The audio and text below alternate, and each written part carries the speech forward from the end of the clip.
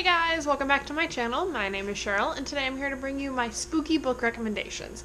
Now, I chose books on this list not just because they're like horror books, but because they have that atmospheric, like they creep you out.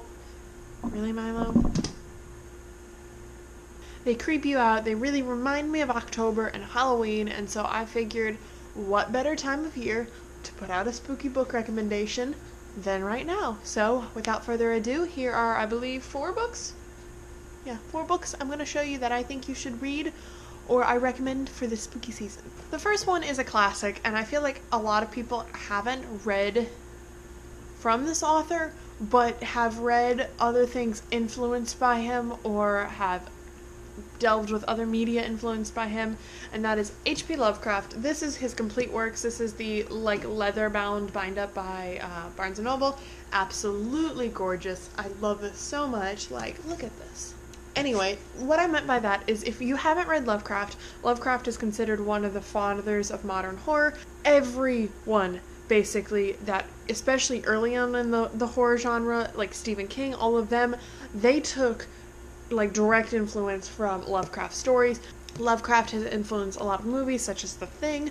So basically his influence is everywhere, even if you haven't necessarily read any of his works. And I do highly recommend his works. They're really creepy and weird because his horror is not like grotesque necessarily, like, oh, this person's running around with an axe killing people. His horror is based more psychologically, where, you know, there are these eldritch creatures who are basically like space alien type things who shouldn't exist but do, and when you come into contact with them you go insane. So his books are based a lot in insanity and, oh, these are the things that should not exist but they do, so oh my god, the mind can't comprehend.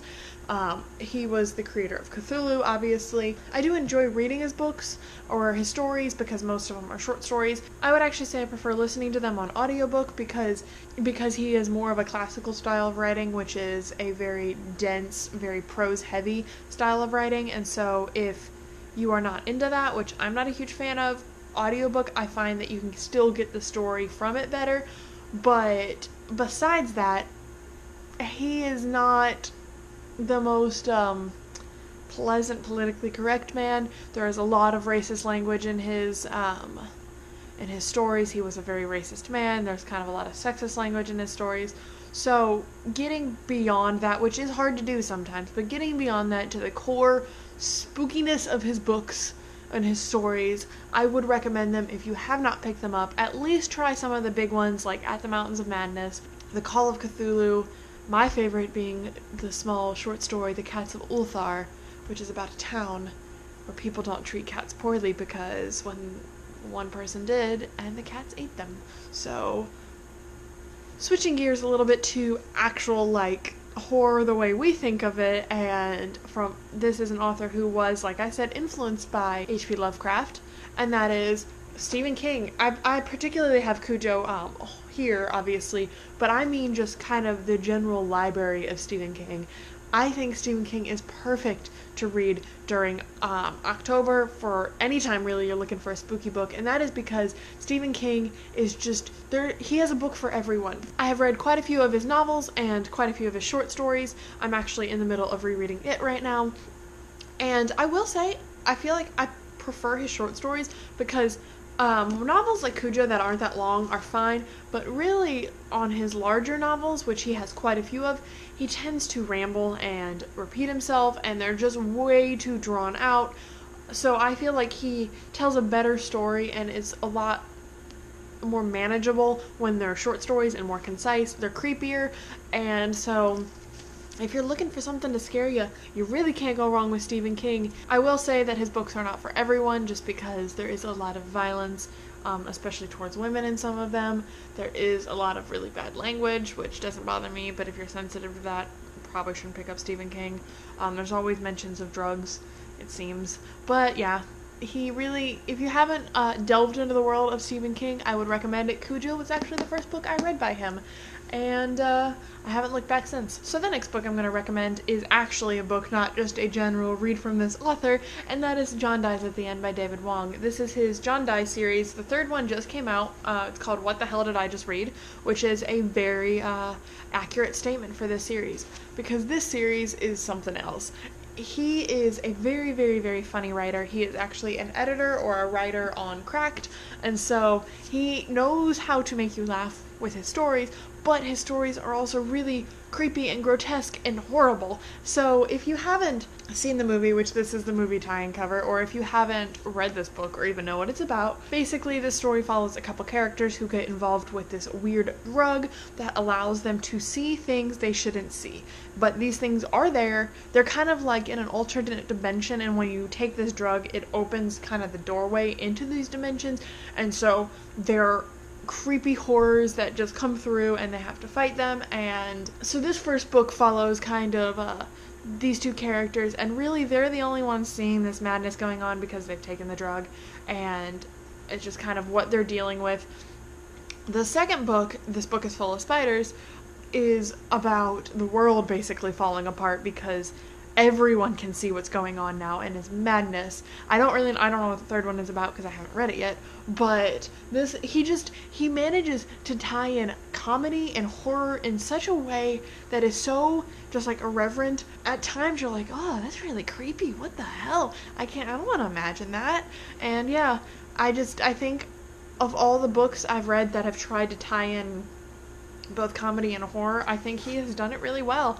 So, and the last series I'm going to recommend to you today is The Wardstone Chronicles by Joseph Delaney. I have talked about this series 1,000 times on my channel before, but that is because it is so fantastic. Now this series, if you have not heard me talk about it yet, is like a late middle grade, early YA, depending on where you are in the series, about a boy who is an apprentice to the local spook. The spook is basically a man who makes things that go bump in the dark, demons, witches, boggarts, ghosts, etc., disappear. They are like destined to fight them. They are like the only ones who know how, and then they pass their trade on to an apprentice, and the apprentice obviously takes over for the area. So this just kind of chronicles their adventure. Each book, they are dealing obviously with a new threat, a new foe. The one I'm holding up is the third book. It is The Night of the Soul Stealer, so it's just creepy title right there. And what really makes these books spooky and creepy is, first off, there are illustrations in them, and these illustrations, like, so I don't know if this will come up on camera or not, but like you can see here that this is one of the illustrations. That is one of the creatures that like crawls on all four at you. And so the illustrations that are in these books are so creepy sometimes, and so that really kind of sets the mood for what you're reading about, because the illustrations reflect the book and the world that the story is set in. So they're fighting, like I said, demons, boggarts, just bad things. Well, this is a world that just has those things in it, and it's a very desolate world. It's war-torn. I believe it's set in England or some variation thereof, and so there's a war going on in the background of all this story, so it's really not even touched on that much, at least in the first, I think 5 or 6 books I've read. Like, you get hints of the war, they talk to soldiers and things like that, so it's not even really a part of the story, but it's a backdrop, so you've got all the death and desolation from there, plus it's just a grim story, and it's just a very dark and bleak story at times, yet Joseph Delaney manages to find a way to put just like, still there's happiness in it, and still you don't like feel super depressed after reading it, which is good, because sometimes really bleak, grim stories make you just go, oh, now I'm sad. But that's not really how you feel about this one. I just think it is so well written. They're very quick to fly through because, like I said, there are illustrations. There's not very much text to the page, and it's written in a way that, like I said, is for kind of late middle grade, early YA. As you get deeper in the series, more and more dense topics are discussed. There is a pretty strong lack of romance in this book. It is more so adventure and character growth and friendship, and just, I really can't say enough about this series, like, positively. If you have not read it, I would highly, highly recommend it. Yeah, this book series just needs more love on BookTube, and I think, especially in October and the spooky time of year, reading something like this is absolutely perfect. So that's it. Those are 4 books slash like authors I recommend for your spooky reading season. Obviously there are 1,000 more I could probably recommend. I don't really read that many spooky books, to be honest. That is because I read a lot of the same. I read a lot of Stephen King, I read a lot of Lovecraft, etc. But let me know down below in the comments some spooky recommendations you have that I can check out. And yeah, I will see you guys in my next video. Don't forget to like, share, and subscribe, all that good stuff. And hope you guys have a great rest of your day. Bye!